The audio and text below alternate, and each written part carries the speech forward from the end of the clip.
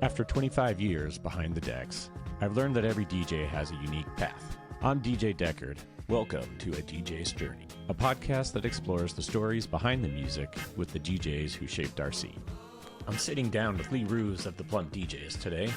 We get into the origin story behind the Plump DJ sound, the big beat years, seeing their career boom in the 2000s all the way up to this year, where the Plumps are celebrating 25 years of their seminal compilation, A Plump Night Out.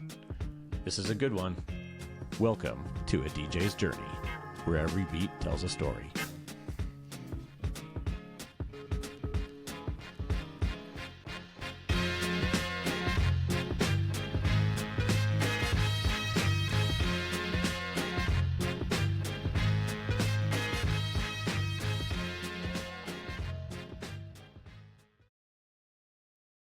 What's up, everyone? Welcome back to A DJ's Journey.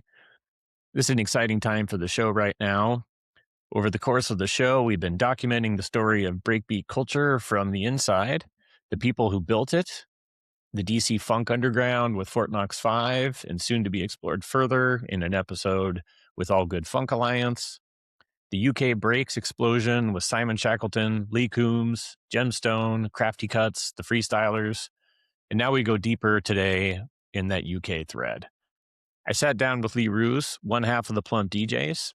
This year is the 25th anniversary of A Plump's Night Out. And what I love about Lee and the Plumps, they're invigorated. They've got new music. They've got energy. They still have gas in the tank. You can feel it. And we're going to get into all of it. The early UK break scene, how A Plump's Night Out became an institution, what keeps the creative fire going after 2.5 decades, and where the sound is headed. And I'll say this, if you've been following the last few episodes, stay locked in. In the coming weeks, I'm going to continue to map out the UK break scene, including one of the biggest names in all of electronic music history. You don't want to miss them. Let's get into it.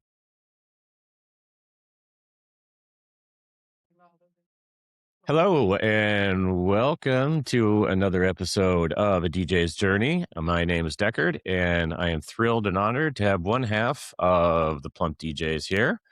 Lee, welcome to the podcast. How you doing, Keith? Thanks for taking the time out. Thank you for taking the time. It's been quite a while since I've had the pleasure, and it's always been a good time every time there's been anything Plump DJs involved. So happy to have you aboard. Oh, that's really nice to hear that we've got that brand consistency. Yes, 100%. Okay, so let's dive in.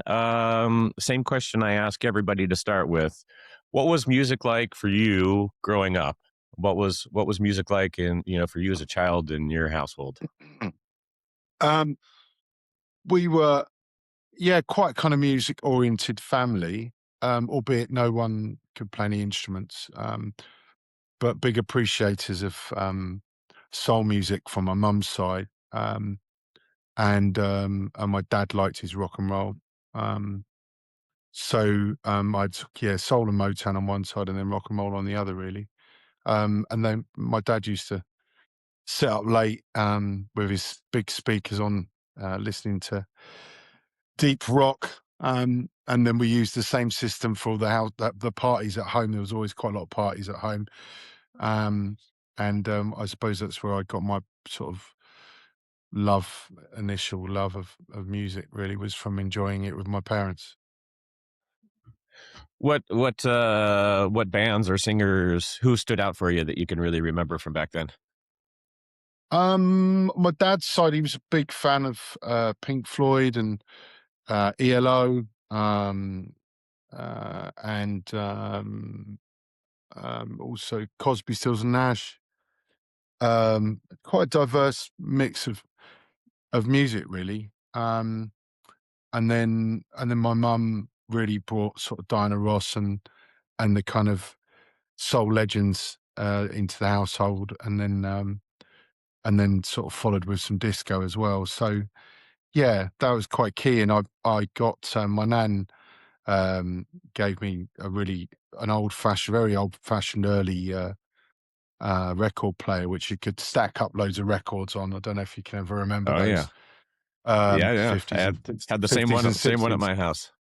Yeah, Yeah. and I used to just raid my parents' record collection, just stack all the tunes up and play them over and over again, just shut myself away. So, yeah, it was a real fun childhood. I really have a lot of fond memories of yeah, music and laughs. So no, you said no instruments in the house, but did you um I found myself gravitating towards it into my teen years. I really got to be a music fanatic, and I had kind of dreamed of being a more of like an FM, like a radio DJ. Right, okay. What was your inroads? When did you start heading towards DJing or making music?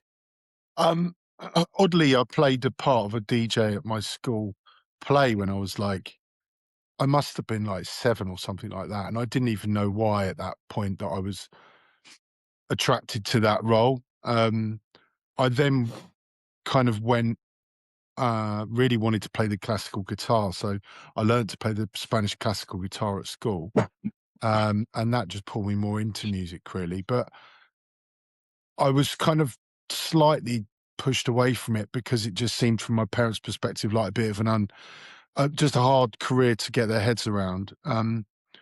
So and my I was very starstruck by my dad, and he was an art, well, trained to become an architect and a draftsman, and a design, worked in design and engineering, and I just followed suit really. So it wasn't. I was kind of reunited with music again in my later teens, well mid teens when I started raving, and then when I went to university. So yeah, it was kind of yeah a renaissance of sorts of that in my in my teens. What years were that? So when you started getting into raving, like what era was that? I must have been sort of 17, 18. Um, Before then, I was really into the hip hop that was coming over from the States at school. I used to write graffiti in all over my school books, as many people did, Yeah. and we pretended to break dance where we This could. is this is this is that's an ongoing theme, like talking to Coombs about that as well. And he mentioned the same thing, like getting out the cardboard and people learning to break dance. And what year was that around? It's Is that sort of like mid 90 mid late 80s, early 90s, really, when I mid started getting 90s? into that sort of the earliest rap, um, which was coming over from the state. 89, wasn't it? Rapper's Delight. Um, and then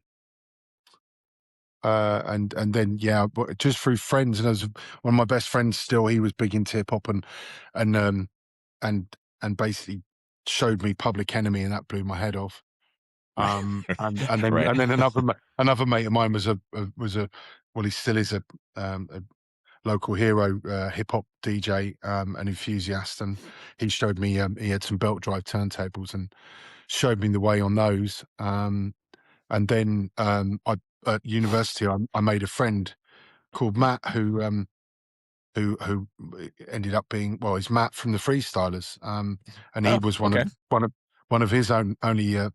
He was rare in his community because he was the guy with the turntables, and he had some 1210s and let me learn to mix on those. So I really owe um, these key characters a lot, really. That's that's pretty amazing. So you were so tied in with the freestylers in a sense.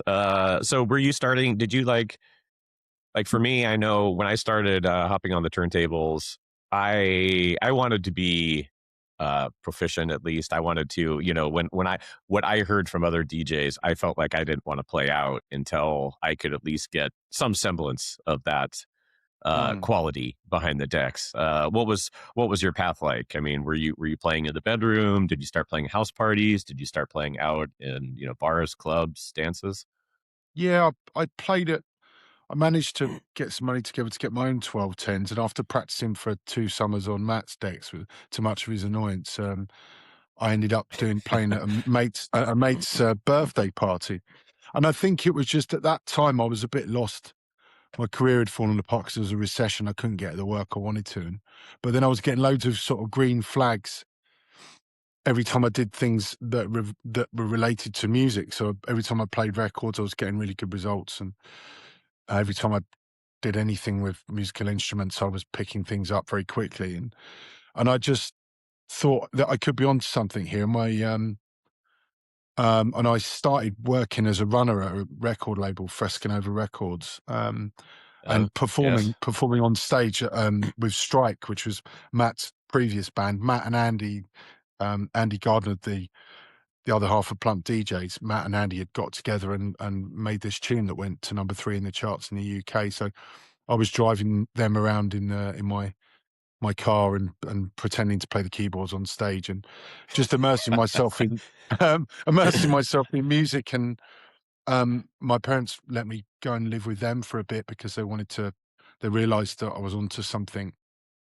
And then I started putting on my own nights, really, to try and earn some money. I was putting on hip hop breakdance events where we were playing music for breakdancers. And really, we had, three scratch turntable as well as two 1210s for mixing and programming the earliest big beat artists from all over London. And I used to do the warm up program myself, but I used to bring the lino as well and help out on the door and do the promotion to put the event on. So I was right in at the deep end, not really earning any money as such, but taking some from the door. I used to make sure that the breakdancers got paid more than me because that's the only way that Right. I would have it at the time. Because you know there was with no one, everyone was so skint, and it was like there was only a small amount of money in the pot. So that was my kind of policy, really, was to be last in the line for a long time until we started earning a bit of money, and then things went from strength to strength from there. So yeah, sorry, a lot of information there, but Oh no, and that was like kind of through like the acid house days as well, then, right? And you mentioned kind of, so for myself, um, I had a lot of, my music background was, I was all over the place. It was pop, alternative, a little bit of rock. It was a little electronic, and then it kind of started fusing together in the '90s. Fatboy Slim for me was the one that really kind of solidified everything. And yeah, then I discovered, well, I don't know what year that was. I decided in '99 I was going to start DJing. And so that's when I really, for me, like Finger Lickin' was huge because there was now here's this conglomeration of, wow, like almost any record I got off the label is a banger, and yeah, so I am curious, like, if you can indulge me a little bit more on that, because I'm a huge Big Beat guy, and I yeah, feel it kind of saddens me a little bit that a lot of music from that time was really like pre-digital era. So yeah. if you don't have it on vinyl, there's like this section of time where I feel like a lot of that music, is not archived very well. So tell me a little bit more, I guess, about that Big Beat era, before, maybe even before things took off for you. Yeah, so we were before then, we were, fully immersed in well, I was fully immersed in house music, I suppose from the love of disco as a kid, and also the fortune of meeting Matt and Andy, Matt at university and their success with their house act Strike and me working at that record label, and it was a real, just summers of love really, and, lots of hedonism, touring the country, performing at, you know, the biggest clubs in the country at the time, as Strike, as a stand-in pretend piano player or keyboard player. So, but what happened was there were uh, I think the music at the time in the charts and a lot of the music started becoming really kind of too kind of two hands in the air, really. It lost its kind of edge. There was a kind of saturation of this kind of handbag house that which was a draw to us at first, but then there was just too much of it, and we felt a need for more edge, more heads down, more innovation in the music that we wanted to listen to.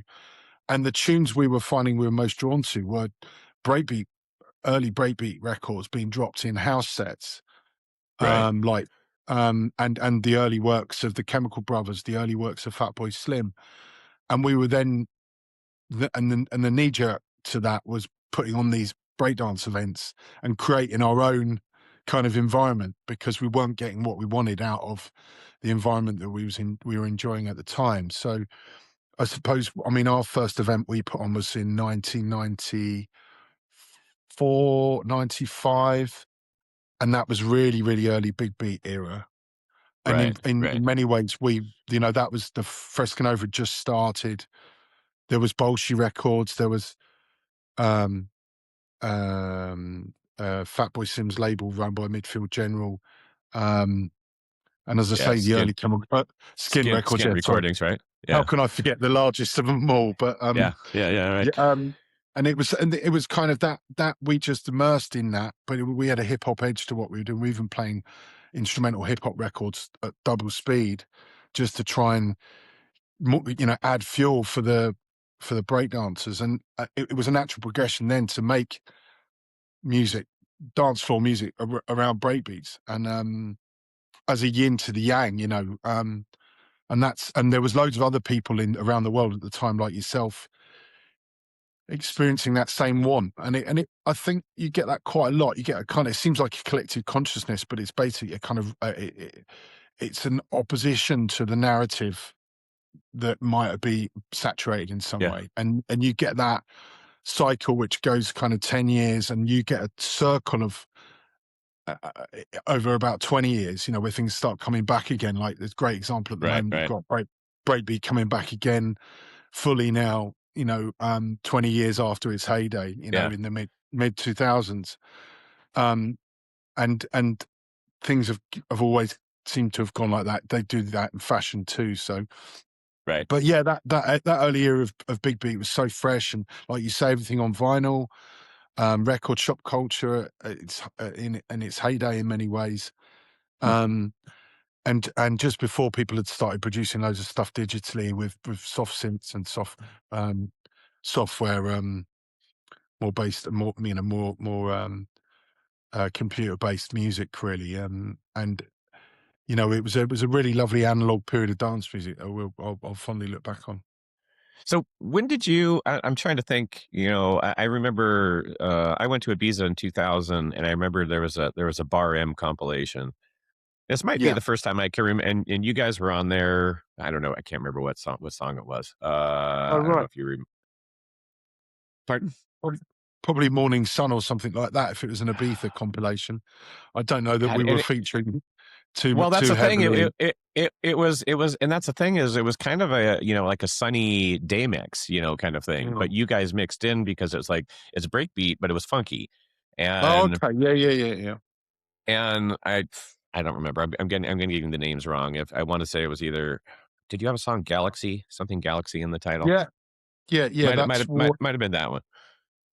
Yeah, it was War Galaxy, which is a record by the band War. Galaxy's a Yeah, real, right, right, right. favorite of ours. We got a chance to remix it, and it was one of our first remixes, really. In fact, of our first proper professional remix was that, or Here We Go by the Freestyles. But yeah, I can see how Right. that would fit. It's the right tempo, 1 2 6, one Right, two right four. tempo. And so for me, and I was more of a breakbeat guy, but I'm going, oh, this is interesting. You've got like your basement jacks and whatever, but then you've got the breakbeat side, but it can also, nicely you can mix the two in together, Yeah, and it doesn't have to be quite so siloed.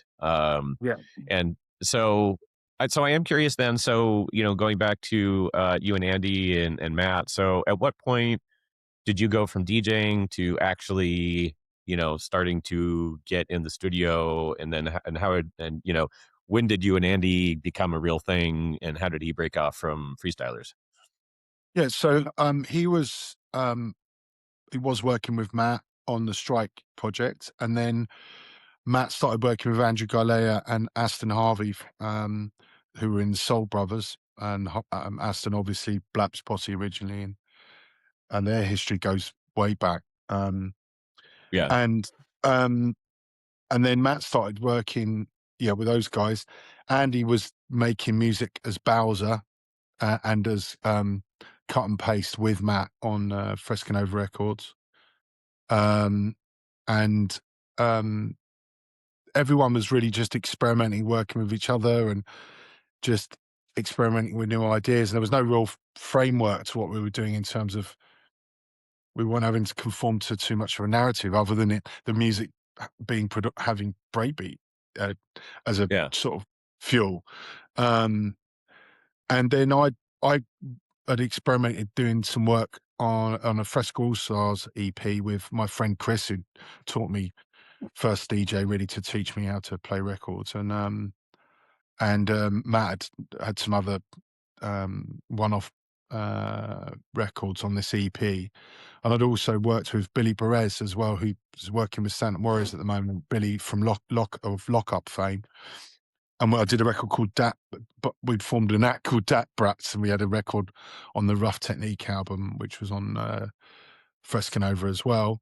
So we were all, really just trying to find a moment to get in the studio and put something down, and calling ourselves, working on the different titles. And it was a real kind of rich time. And we would have, some of these backroom shows, our first shows, we were having a chance to play these tunes, and at sometimes rubbing shoulders with the big dogs, because the Chemical Brothers and Fatboy Slim in the early part, weren't big floor action at all. They were playing back rooms as well with us. So it was a Right. really interesting time, hearing those guys playing our records and us playing theirs. And it was a wonderful era for music. And then discovering people like yourself and other DJs around London that were playing breakbeat and had their own breakbeat nights. And it was like, we get a call from Bristol. It's like, we've got our own breakbeat night. You got to come up and play. And we'd go up there and play, and they would come down and play with our night. And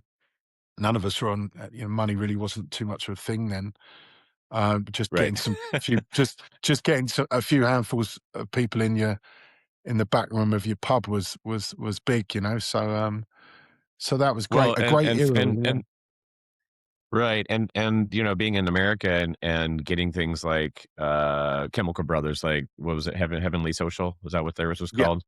Yeah. Like, or the Social, something like that. And then, with Fat Boy, like getting like Big Beat Boutique, like on from my side, it was like, wow, I wish I could go out on any night and find music like this. Like Yeah. I'm having to scour the internet, like there's local DJs really weren't playing that, except for me. Maybe I'd, run into a side room at night and there was a break sky. At least until I moved to San Francisco, and that obviously was a big game changer, for me and this whole scene.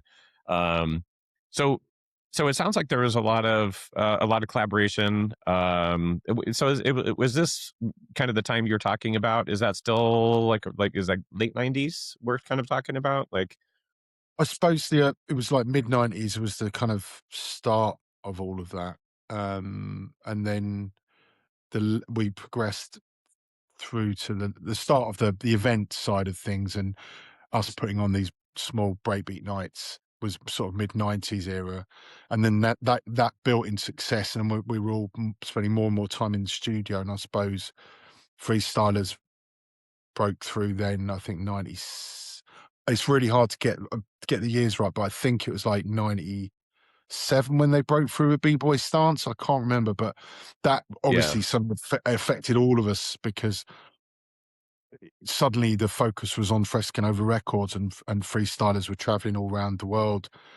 And those breakdancers that had turned up at a small breakbeat night in the back room of a pub were now right. on a massive stage in front of 60,000 people at Glastonbury. And it was like, suddenly there was that big beat explosion, which happened in a very short period of time. Yeah. And And by the we late rock 90s, hard, an amazing album, and still to this yeah, day, amazing album. yeah.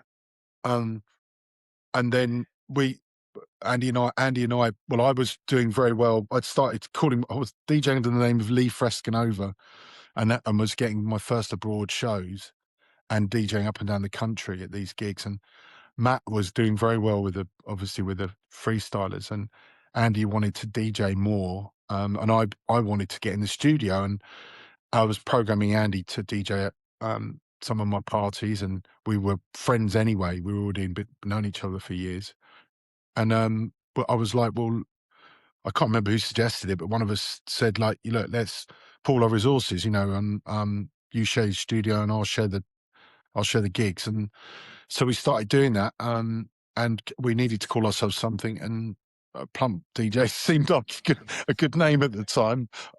Whether it was or not is another question, but we liked I it think it because it's not. stood the test of time. Well, it's And it there's still something, retains. well, and there's something about it that's a little cheeky, and but also like the plump part. It's like, like your sound is big, so it fits a little tongue in cheek, it's worked out well. Yeah, well, thank you. I think that was our main thing, really. We definitely had enough of any kind of pretentiousness that maybe was in the that we'd encountered in the music industry before that point. And Plump DJs, everything was fat, PH this, fat that, and I suppose that was driven really by all our love for Fatboy Slim's work and Yeah. the cultural side of that. And we were like, well, we're not fat, we're plump, and we liked the sort of tongue in cheek aspect of that and the onomatopoeic nature of the word. And um, it was actually, we got some opposition from it initially, which is fair enough because a lot of our friends were putting on their own nights, and they were like, "Can't you call yourself something a bit cooler than that?"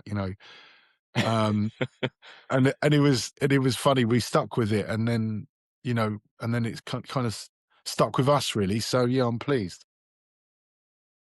And where I guess at what point, was it a I don't know. I mean, it sounds like your success was, kind of slowly building. Did you have a point where a particular, vinyl you put out or something like really hit where you guys, could kind of feel like, okay, we're ascending here? Um, that it's interesting because some of the interviews back in the day, in many people's minds, we sort of came out. We shot quite quickly to some success, but actually we'd been at it for quite some time with small pockets of successes here and there. So when we did kind of break through and started getting into some of the bigger magazines, I think we got through, and there was 1 year where we were suddenly on the front page of a couple of magazines. But prior to that, we'd been nudging away for ages. So we'd appeared in smaller columns or Right. in reviewed sections or top tens. So I don't think there was any one, and because we've not had any pop hits, we never crossed over to the mainstream in many countries. We did a bit in Australia, but that's another story. Yeah. But so But there was like getting we went on tour with Orbital, which was a real big step up for us because suddenly we were DJing in big stadiums. Getting our yeah, first show at Fabric was another big step up for us. Um, our night it progressively got bigger and bigger, so we went from a small venue to a medium venue to a large one. So that was slow progress and a lot of work. And then just we were very prolific and prolific. productive. Yeah. And we had a lot of releases. We were, constantly in the studio. We were constantly putting records out on wherever we could on in the Frescanova era, and then in the Finger Licking era, we were so heavily supported by that label that Right. we were, must have been Well, a record every 2 months for at least 2 or 3 years, it seemed. Um, well, and if I can yeah. interject, I'll say that it- not only were you prolific, but at some point in there was at least from my perspective, because you guys were amongst those other bands that other acts that loved the music, and it was all part of this kind of pool that's big beat and breaks, and this kind of newer sound of breaks. And I Mm. don't remember what year it was that you guys came out with Scram, but let me tell you, when Scram came out, I still remember. I remember my buddy buying it. He bought the vinyl like first week, it was available, whatever, and he played it for me in a basement. And it was like one of those moments of whoa, like this sounds a little bit different, a little bigger. The that electrical sound, that zapping sound in there, and we went. I think it was a couple weeks later. Went up to Whistler, BC, Mm. and I think Marcus Wyatt was playing, like House Guy, and he drops that in, and the Yeah. place went bananas. and and that was like, hearing that sound, those drops, and that electrical sound, and it was just like, okay, this is, house music is great, but this is for people who really want that, you want that punch, that hit, like Yeah. that drop. And so when I think of you guys, you were in my, I was already getting your records before then, but to me there was like a real, like, okay, you guys figured something out in your sound, and you sounded more distinctive. And I think you mentioned it earlier about you wanted to be innovative. So um, what do you remember what that was like going through? And I forget. Sorry, I forget which album that ended up being on. But it sounded to me like you guys really did, from say 2000 to 2005. You elevated your sound. You guys were on an I don't know what the right word is, but being innovative, making the sound fresh, and still hitting big. Yeah, thank you. It's lovely to hear those stories of records being played, you know, our records being played. And back in the day, we used to get a bit of news from that, like I think that I heard that Sasha, who's especially Andy's, is one of Andy's heroes, and both of our heroes, DJ Sasha, and he played Remember My Name, and he played it, and it would have been on vinyl, and he played it at some big stadium gig over in the States, and we got calls. So you'd get the news, and it would just be, me and Andy were still at that time, sort of late 90s. So it wasn't, we were still not playing any massive floors. Yeah, And it was just like we just couldn't believe what was going on. But yeah, I think so. There's some interesting. I don't know. It's interesting. Might be interesting to someone. So the Plump Night Out album, which is really our kind of first breakthrough passage of music, really was a compilation. So although it was kind of it's referred to as an album, it was a compilation, and it was actually a retrospective. So you've got music there that on that came. I think it came out in 2000 or 2001. I should know. I think it's 2000, November the 1st, 2000. And it was some of the music on there we'd actually made 2 years before, 2.5 years before. And we Finger Licking were like, let's put some of these releases together on a compilation, and add some of your remixes, because I think they were pushing for us to have a body of music. And um, it's interesting that it's seen as an album, but it's actually a compilation. And on there, you've got things like War Galaxy, the track that you uh, yeah, liked, but also you've got Scram on there and Bumper as well. And they yeah, really represent. They really represent. Andy and I going through this musical evolution very, very intensely, and very really only over 2 or 3 years, whereby I didn't know anything about studio music at all at the start of it. I'd had a couple of small sessions with other engineers, and I was just a complete and utter novice. And I didn't really know anything about the technicality of music at all. And Andy is an absolute musical genius. So it was a combination of both our enthusiasm. We were like kind of mad scientists in a way. I was like, well, can we do this? Can we do that? And we only had limited equipment. And we were doing, rigging up inline guitar pedals and just trying to crank what we could out of Andy's incredible, well, he was building an incredible array of analog kit. And we were just like, it was just like kids in a sweet shop. Like, what can we get out of this?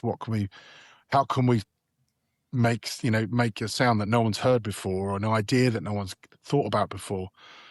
And all that enthusiasm just led to quite a fast progression that you've illustrated, where you've gone from yeah, that very disco, very funky sound to suddenly Scram and Bumper, which was technically very, very advanced for its era.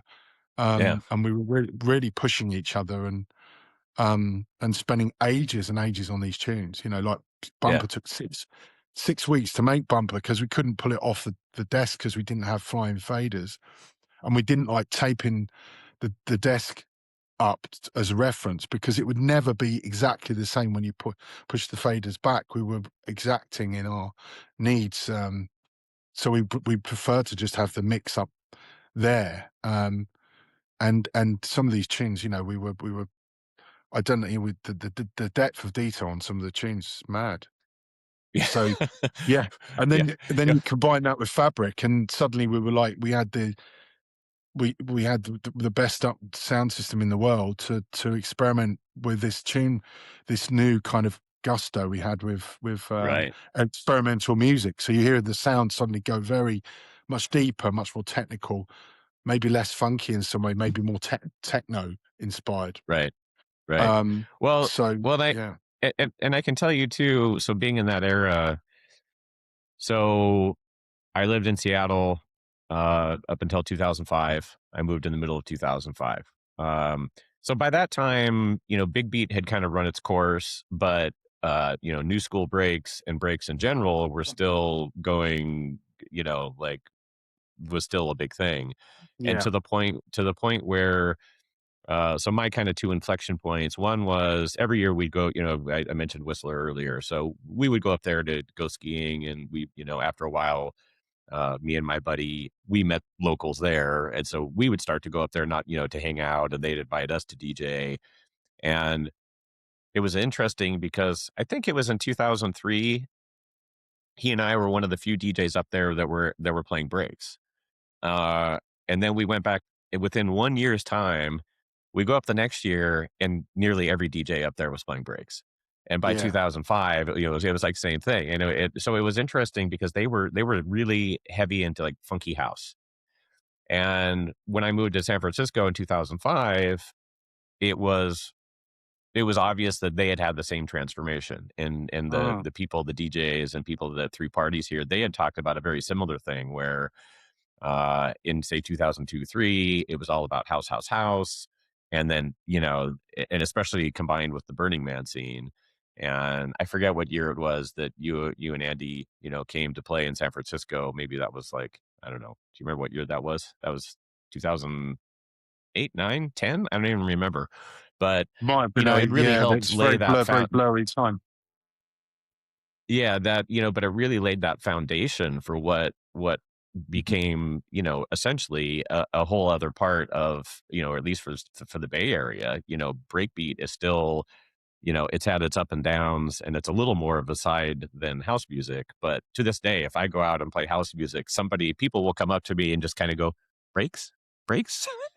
Oh, really? uh, That's Absolutely. interesting. Yeah. So if I'm playing, like, I might play, I still, probably similar to you. Like, I play music, I want some punch in it, but I might be Yeah. playing bass house or something like that.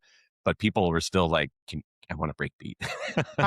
And so I look at you guys as being, uh, and Fat Boy kind of moved away from Big Beat. He started playing different stuff, but like, you guys and Stanton Warriors, and there's a few of you kind of the diehards that have really been able to maintain in what's pretty difficult, because it's not like breakbeat is front and center for everybody. No. Yeah, I mean, it had an era, didn't it, where it was everywhere. I mean, it became I remember the big house DJs were starting to struggle getting shows, and we were, like, everywhere, and all of our pals and colleagues up and down the country and in different countries were going through the same thing, like you say, local DJs, you know, and local producers suddenly getting some stage on the world scene all around this genre of music. So it really was omnipresent for at least a decade, wasn't it? With its up and its down, I Yeah. suppose. Um, yeah, Yeah. and fantastic era, and just such a wonderful thing to be able to come over to San Francisco and play breakbeat. I mean, we did a we did some fantastic shows, but I always remember that the one where we did one of the earliest silent discos on the beach, and I was just so blown away by the creative edge of a lot of the San Franciscans that we met, and the enthusiasm for the genre as well. Um, Yeah. and I know the dubstep blew up as well, didn't it? And drum and bass did as well, and bro step really, Yeah. and moved as Around well straight up into Canada too. So there was it's yeah.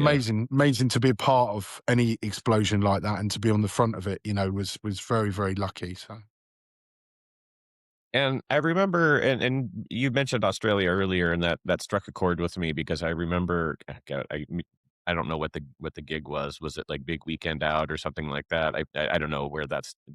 But I remember seeing a picture of you guys playing with a field of probably like 20 something thousand people in Australia.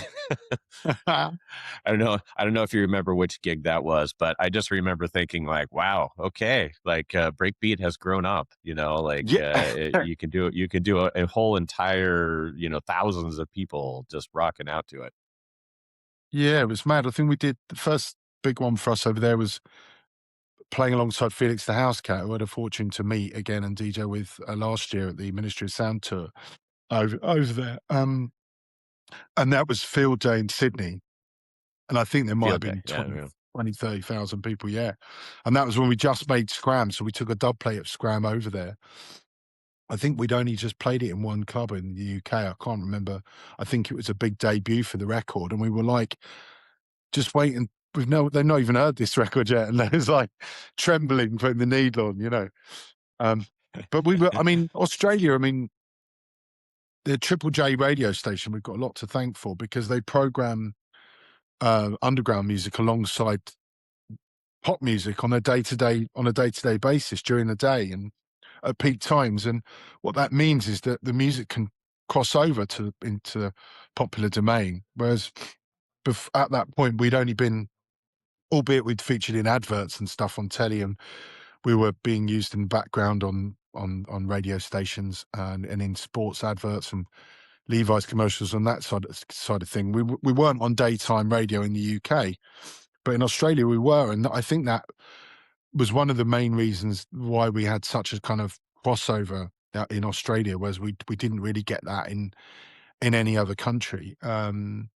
We'd still remained a specialist sound to a certain extent, or a big club sound, rather than crossing over to popular culture.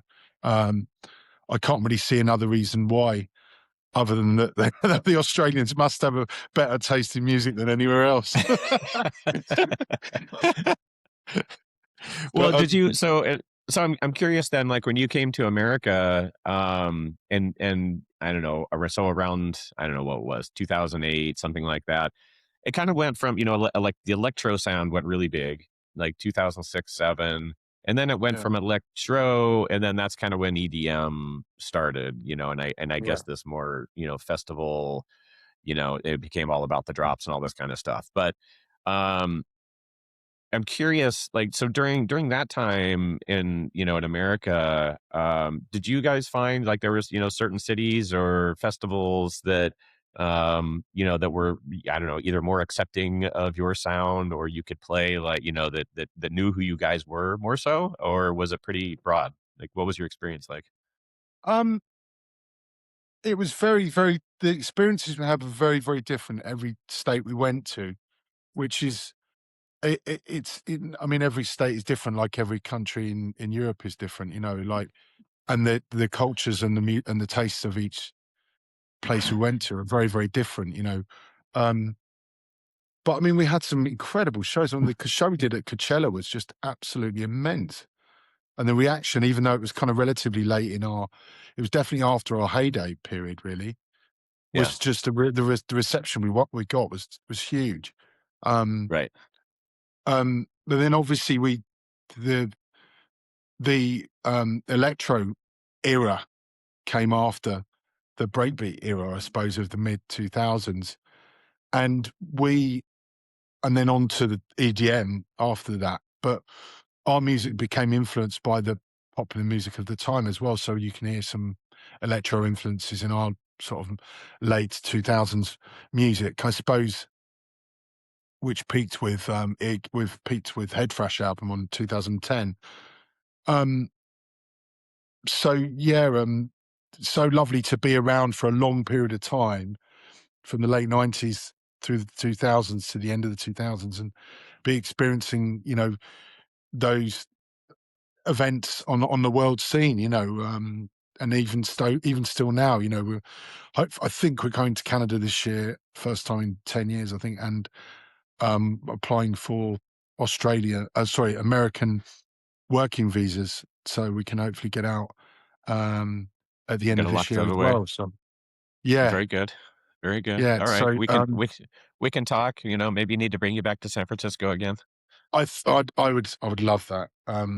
But yeah, it's a bit of a tricky process for me because I was a bit of a naughty boy. So You and Andy both came to San Francisco and DJ'd. mm. How do you guys break that down? You know, with I imagine that he's not going out and DJing all the time. I imagine you're, you know, maybe sometimes he DJs or you, or you know, what's the breakdown of work, and what's that relationship been like over the years? Like, have you had periods where you kind of took some time apart? Have you always been working together?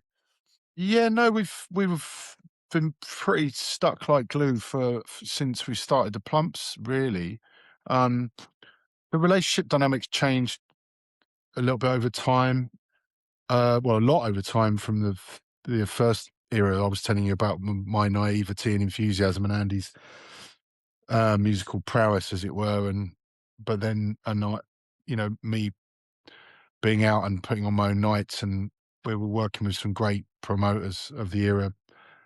Steve Blond, who went on to run Fabric, was very instrumental in our friend Asmi, who, you know, an enthusiast to help us put on these early events and help promote those early events, and then my relationship with Andy, you know, over the years I got more proficient in the studio, and at one point was more hands-on programming as well.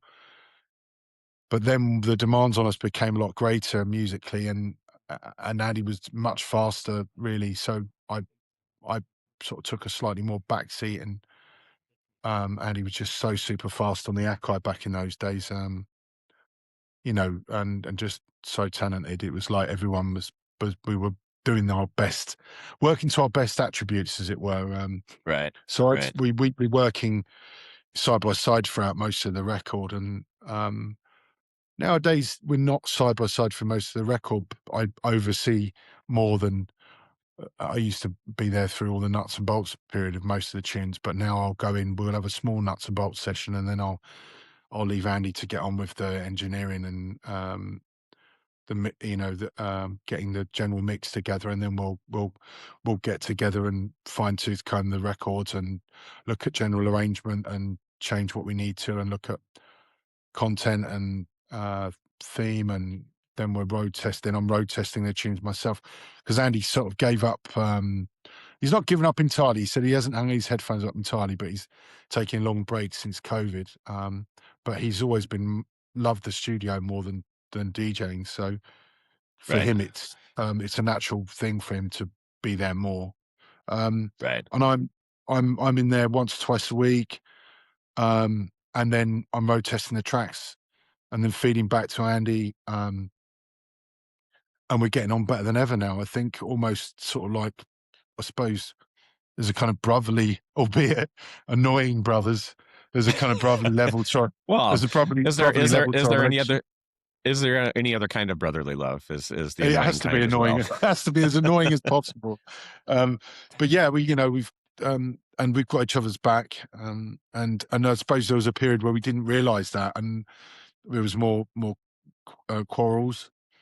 But you know, we're still there. So I'm still making some great tracks. I just made a brand new record called Night of the Baku, which is coming out on Wow's 83 Records from Spain. That's coming out in October, and we're so chuffed with that. That's a totally new process for us making that record. Um, Nice. and and we've got a brand new record underway this week, another breakbeat tune. Um, and we've got the King of the Beat stuff, which we've been making as well, which has been really exciting. So yeah, we're just loving it. Absolutely just loving Ha- still doing what we love, and still getting response, and still playing in front of dance floors. And I couldn't, you know, we've not really changed that much, really. If anything, we're better versions, albeit slower versions of our previous selves. More well, maybe more precise, more or maybe I'm I'll going to take jump that more precise. I like that. more precise. So I do want to. I'm going to ask you about King of Beats, but before I get there, I did want to ask you: was there in that maybe creative friction or whatever you would call it, between you and Andy as you were working on things? Um, and you already mentioned earlier about that the life cycle. So Yeah, did you guys were you aware at the time that like I couldn't have guessed, for instance, like I was I was like a pig in slop, like back in that first part of the electro era. I was like, please don't never stop. Everybody do exactly what you're doing right now for like the yeah, next yeah, 5 years. I love this music. And invariably it changes, and whatever, new things emerge. Um, would you go into new recording sessions naturally changing, or did you ever talk about, hey, things are moving, like dance floors are changing or the industry is changing. Like how did you guys experience the ups and downs of breaks as part of your experience? yeah. I suppose. I mean, it was always just an evolution for us. Like I say, just an evolution, but that need to constantly, you know, keep each other in others in keep ourselves inspired and keep the dance floor inspired. And y- I kind of, if you've got that kind of creative edge, it's very hard to just sit back. You're constantly wanting to try and find new ways to do things and new ways to make people dance, and you're inspired by new sounds all the time. And I suppose that's what led us to breakbeat in the first instance. From the early funk and soul to the hip hop was the 20 years after that was the next time we found breakbeat, and then we found it again 20 years later, and it was that was always a response to the environment. My love was funk and soul, and then and rock and roll into disco, and then from disco back into hip hop, and then from hip hop away from that into early rave music. And I think that for us has Yeah. always been a natural progression. So I didn't really see any one point where we started to kind of comply at all. It was more just like we were disenchant. We were always, you know, working as it was a kind of knee jerk reaction to the environment all the time that was changing. So Right. yeah, I didn't really see any. But I remember feeling like the electro. I remember going out to Australia and it was electro suddenly smashed through, and I found myself on the bill with Errol at an event, and the fashions had changed, and everyone had gone. Australia are fantastic at staying right at the front of fashion, and everything had changed from the Hawaiian shirts and the sort of iconic breakbeat uh, jungle trousers, the Yeah. combat trousers, and big trainers, and it had gone to very small, thin trainers, boot cut jeans, and tighter t-shirts, and mullets again, and like, and then I was like, wow, there's a change happening. We were out there and Right. we were still playing to big floors, but suddenly I'd seen this fashion shift, and I'd also seen maybe a slight feeling of not so much immediacy to our music out there. Um, Right. just noticing this other demographic moving in, as it were, and it was inspiring and threatening, and also interesting to be a part of that, responding to it. And yeah, I mean, I used to love listening to Errol's sets. Fantastic. Like, I love his music. Um, I'm an absolute fanboy of the guy. So, and we got to travel on Learjets with like Justice and Errol, and just as they came through in such a big way, almost bigger than Oh we did yeah. with Yeah. much bigger than we did with Brady. Although maybe proportionally we were as bigger in our time. The times Yeah. had changed, so there was Right. definitely Right. interesting seeing that, the amount of people going out to dance music had increased massively. Um, Right. so and these guys came through in a big way. So that was really kind of, we were realizing that we maybe the times had changed a little bit, really, which was sad, but got our blood pulsing as well, and made us come out with some new kind of electro tinged breakbeat, I suppose, which some of those tracks are our biggest hits, like Systematic, Rocket Soul. They're still some of my most played tunes. So that's us responding to a new environment and feeling enthused by new music. Right. So yeah, if I could, yeah. Well, and me and my partner, Rumble Monk, we sampled Rocket Soul, and I feel okay about it Wicked. because I sent you a messenger note one time. I said, "Hey, just letting you know we sampled it," and you didn't reply back. But I'm like, I'm just going to tacitly say he's okay with it. Mate, I would have been okay anyway. Like we made our name off of sampling we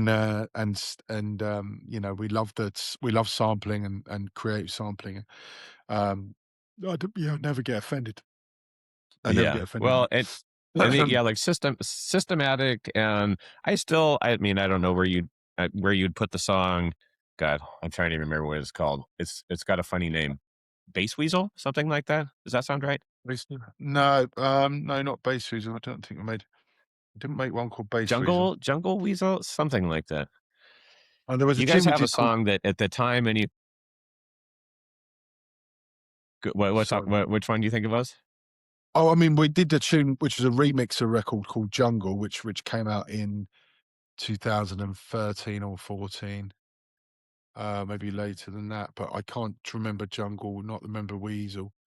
Um, we have had some funny names to our records over the years, though, so sorry about that. Oh, no worries. But I just remember at the time, and it was much more like a 4/4, instead of just full on breaks. And I Yeah, just remember it at the time, and it's a song. Like I said, I kind of forget the name. I'm doing a quick search here. Donna Kebab. Let's see. Gotcha. Da da da da. Light Fantastic. There's a whole list here. Oh, Bumper. Smart Bomb. Smart Bomb was another great one back in the Smart day. Bomb. Yeah, that's just looking the SSX Tricky computer game looks like they're going to be developing that in a top secret way, including our music soon, which is quite cool to hear. So that's going to be good. I think you might be hearing those tunes again soon. Nice. And I'm just, in Breakfast of Champions, Space Cowboys Yeah, big New Year's Day what a party. legendary event. Yeah. So in the last couple years, I played let's see, Dreamland, Dirty Supercar remix, whether it's breaks or house, but just a Yeah. full on grabber on that one. Yeah. Yeah, that's our disco imprint day, Supercar. Andy and I have been making sort of a bit of a sort of side project, really, disco side project under that title for a few years now. So we were really interested to get the chance to remix. Was that your own remix? Yeah, it's Andy and me. Yeah. Oh, okay. Awesome. Yeah, yeah. And I was gonna say it was great to have Soul Vibrates, I don't even know how to say his name right. Guya? Guya? Wow. But because they've Wow. got Oh, wow. Way yeah, off. it's a Way silent off. G. Yeah. Yeah, he did the remix of All I Want, which was about a year or so old, and that's a phenomenal record. And then recently he's done the Soul Vibrates remix. He's smashing it. Him and Yo Speed, and there's a load of artists in southern Yeah. Spain now coming through. So, and so I wanted to jump into that as well. So Yeah. and I've seen some of the clips from like King of the Beats, and what is that Spain scene like? Like, how could you compare that to what it was like in England and London back in the 90s, or is it totally different? I mean, well, when we first started going over there, it was quite early doors for us in the late 90s. They had a massive rave scene that had developed its own love of fast breakbeat. And we got pulled into that and got asked to go out and play. And the raves are huge and a real kind of gritty edge to those events.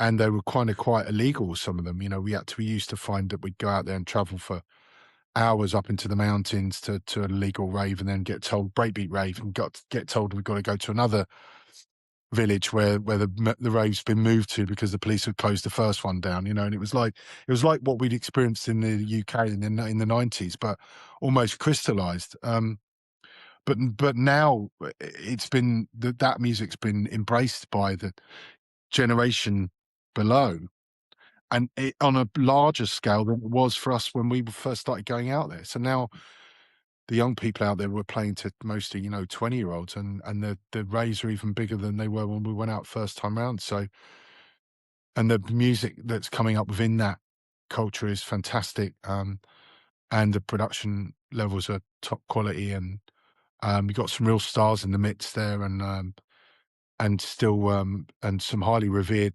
um, DJs and producers from back in the day, you know, Rasco and Lady Packer and Anushka, and you know, like, it's just, the list goes on. It's incredible what's happening out there, and some absolutely huge promoters, events, organizations, and real, you know, state of the art stuff going on. So we're really pleased to still be a part of that. Scram being one of the big records for us out there, it became a sort of national kind of anthem in in many ways, along with other records like Boom Blast and the Freestylers, and you know, these tunes have been supported down in the South for such a long time. And tell me about King of the Beats. Yeah, that over lockdown we were losing our minds, as everyone was, and we were like being creatives as well, losing our minds even more than a lot of people, because you you've got nothing to work with, and you internalizing everything. And our manager Abel said, like, let's get a podcast. Let's just do a live podcast. And we did a group podcast and sort of just thought up a name quickly. And we got great response from that. And then we got a strange opportunity to DJ on a big riverboat and in the middle of lockdown, because you couldn't go outside for more than, in the UK, you couldn't have more than two people together. I don't know if you had that kind of restriction in San Francisco, but which was very, very heavy. But for some reason, if you're working outside, you can have 6 or 8 people together, 6 people, I think. So we were like, well, if we're working, we're filming a podcast, surely we can all get together and do a podcast from a boat in the River Thames, right outside, you know, um, right outside the, you know, Houses of Parliament. Now, the central London was dead. It was like 28 days later, it was like a zombie apocalypse. There was no one in central London because everyone had tried to break for the borders, get into the countryside. Of course, there was pockets of people living in the built-up areas, but it was very, very small amount of people. Suddenly, we found ourselves in central London on a boat with a sound system recording a podcast, me, Aston, and Martin, and just because of this funny little loophole, we were now going down the Thames and deserted central London with helicopters flying over because they were like, what's going on? The river police coming up next side with a megaphone going, checking out what's going on. And everyone were just checking their checklist going, well, actually, technically, they're legally allowed to do this.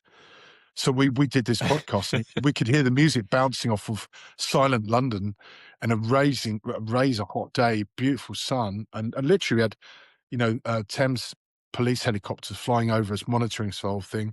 We were just innocent people trying to get some music down, you know, and it just led on from there, and we started doing gigs and got a great response, and we're now making music together, and we've known each other in the scene forever, for 30 years, and but we're as individuals, and now we've come together as friends. So yeah, And who all makes up sorry. who all makes up King of the Beats? It's yourself. Is it It's me, is Aston? and Aston from the Freestylers, Martin Crafty Cuts. Um, Crafty. Okay. so we're constantly joking about the fact that Aston and Martin should have formed a double act ages ago, Ben. Yeah. But we've prioritized ourselves with King of the Beats. We've got a first single which came out, Nighthawk, which has gone amazingly well. I've had like 300,000 plays on, or something like that, on Spotify, and we've got another tune in the pipeline, and we played two nearly sold out shows last weekend, and we've already played Glastonbury together on the Glade stage, and we had maybe 7,000 people there for that. And we played our first show in Australia um, at the in Perth in November. So yeah, things are just rolling there. So got that and Plump DJs. I'm really laughing at the moment. So And here you are, what, like something 30, yeah, 30 or so years in, and yeah, still smiling and still going strong.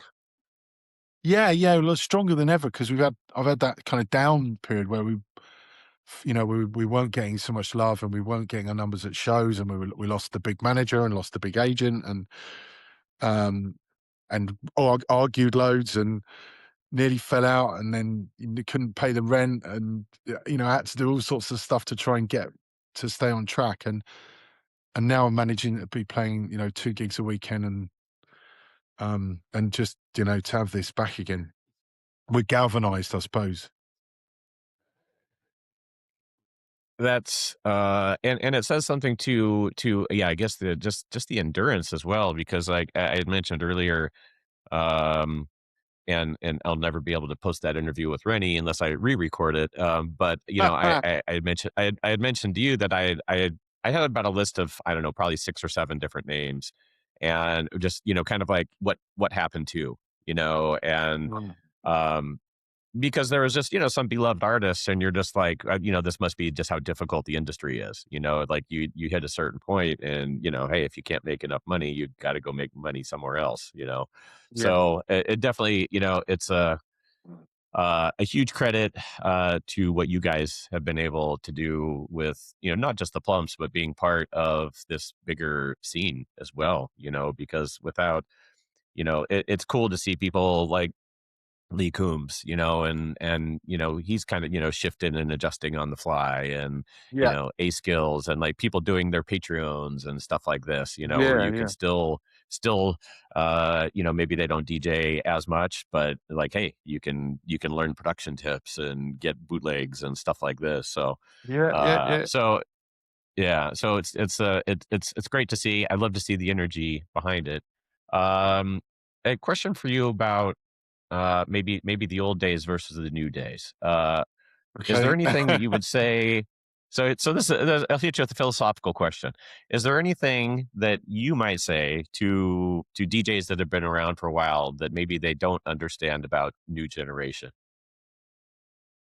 um, my my experience of the new generation of people coming through, or generations of people, is that they seem to be nicer than ever, like more considerate, more knowledgeable, more kind of open minded, less kind of tribal in terms of like what they're into. I think when we were coming through, there was a number of reasons for it, but I think we were so tribal about our love for the genre that we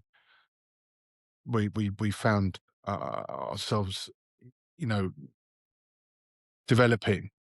And so were our Right. friends. We would like Breakbeat was like we lived it. It was like, but I think now people are very much more open minded. They like their dubstep, they like their drum and bass, they like their tech house. They have the knowledge to know that you there's the right time for the right music. Like whereas we were maybe more naive to that. We just had what was available to us and what was popular in our in our thin slivers of life that we were existing through. So I think, yeah, if anyone's coming through now as a DJ, it's like they'll definitely know more about their era than I do because they've got their own take on it. Um, but I'm really enthusiastic about the younger people. Like they're they're just better at everything than we were. In my mind. Well, and they have Um, and more access, right? Like between Spotify or Discord or wherever, Bandcamp, like yeah, Beatport, they're more there's just informed. like, They're much more informed. yeah, Much more yeah, informed. So they're not better yeah. people. They're not better people than we were. It's the same. It's humans coming through and dealing with their environment, but they're just so much more informed. And I think, especially, and then I think maybe the generation at the moment that had their freedom taken away in because of COVID, when they were in their 12, 13, 14, 15 years old going through COVID, they're now coming out and enjoying dance music in their 20s. They're really conscientious of other people's needs and more mindful. And I think that's come from the depravity that they had to deal with. Because in our in that fruitful period of our lives when we were leaving school and going out to clubs and bars and meeting people for the first time, we had complete freedom and we were completely spoiled. Whereas they had all this hardship. They couldn't go out and do what they wanted to do. They were stuck at home and dealing with mental illness at a young age.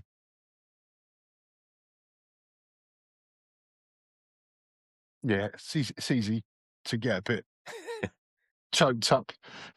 But yeah, I think that they're just, yeah, good bunch of kids coming through. Oh, that's awesome to hear. And that's and for someone who's been around for years, to be able your enthusiasm still shines through, which, for an industry that's, can be tough to traverse. And, like myself, my own journey through music where I've been in tech and a DJ, and it's only been in the last year or so Yeah. where the tech industry isn't as inviting to me anymore, and I'm like, you know what? Okay, I'm going all in on the DJ side, and Yeah, it's the yeah, thing yeah. that I love the most. It's the Yeah. thing that I do the best. And is it a struggle? Absolutely. But I'm struggling through something that I still love to this day, Yeah, and yeah, I yeah. love being able to share that music with people. So Yeah, it's you seem to have found it's inspiring to your hear. chord. Yeah. So I was gonna say you Yeah, seem to have found your yeah, chord, your, like, purpose. Yeah, and and doing this as part of it, just I'm obviously not doing this podcast for money, but being able to share as part of the community and being able to share part of the Space Cowboys, with Yeah. like a huge joy for me to bring DJ Dan and Crafty together to play a 3-hour set, I and saw just some of the footage, it was amazing, absolutely amazing. What you guys have unleash done. that mayhem. so so tell me, I know you've got Plump Night Out tour, so tell me about that. Um, yeah, and yeah, before I move on to that, just thanks for, like, everything you guys have done for breaks in over the years. It's been brilliant. It's like, Oh, and Murph and all the crew, Breakfast of Champions and Space Cowboys and oh everyone yeah, going back to again, and Mighty Breaks, yeah, back in the day, yeah, yeah, just legendary. awesome. Awesome, and you've given platform to so many UK artists as well over the years, and had some great shows. So anyway, just wanted to thank you guys. Yeah, Oh, what's thank you coming up? kindly. What's coming up for us this year? Yeah, 25 years of Plump Night Out. So yeah, it was released in November 2000, and we're in its 25th year. So uh, we are touring like a kind of anniversary reunion tour. We've got Australia tour coming up, gigs in the UK. We're going to try and get a special little secret show in Spain later on in the year. Um, we've got some sort of new merch to celebrate that. And yeah, really looking forward to seeing a load of familiar faces again this year as we're going out, enjoying that. And yeah, that's a lot for me to plan and organize and get through this year. Um, and then also, obviously, you mentioned King of the Beats as well. So we've got new music coming out there. So yeah, a lot to enjoy over 2026 already. I think I've got 30 shows on the board, which is great. Booking right into October, November. So I'm so chuffed. Like yourself, it's not it's not easy when you being a DJ and you've been around for this long, but this is like I found what I'm supposed to be doing. So that part of it is really easy because you wake up with a big smile every day. Um so I'll just keep doing it, but and like we've got online now, this is fantastic, to have an interview like this, and I can share this on my socials. I'm putting loads more time into social media now, which I hadn't bargained on when I got into it. I'm now spending more than 50% of my time, working on that, which the only way I can get through it is see it as a valid artistic outlet, creative outlet, and then I enjoy it, and it's a great tool for being able to shout about your music and your gigs. So I'm loving seeing the reactions. More recently, like getting like crazy numbers, 60,000 views and thousands of likes.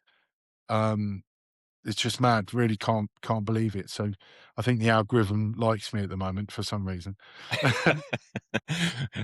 Well, hopefully it'll shine a light on this one as well. Yeah, yeah. Well, Any any other last words? no, just thanks again to all San Franciscans that have, you know, enjoyed the breaks and given us the breaks. And yeah, and hope to be seeing you guys, later on this year. And if anyone could get out to any of the in the UK, if they can just hit me up on Instagram for guest lists to any of my a 25-year Plum Night Out celebrations. I'll try and sort that out. And yeah, and hopefully, if you manage to check out our new tune, Night at the Baku, it'll be coming out at the end of the year. I'll be playing that in my set. So, yeah, and All right. thanks so much for the interview, Keith. It's been brilliant. So, sorry, I got a bit emotional. It no, that's great. It's great. And yeah, thank you. And obviously, Andy not on the interview, but a big thank you to him as well for all Yes, this all the work that you guys do and everything you guys have provided to the community and breaks and electronic music lovers in at large. yeah, big thanks to Andy. He's at present beavering away on new record, and we've bitten off more than we can chew with this idea. So, um, I Well, that I've that got to to take my me that's hats off probably a to him. good thing. Yeah, hopefully.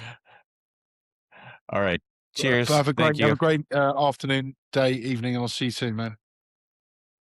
All right. And Take care. Big then love.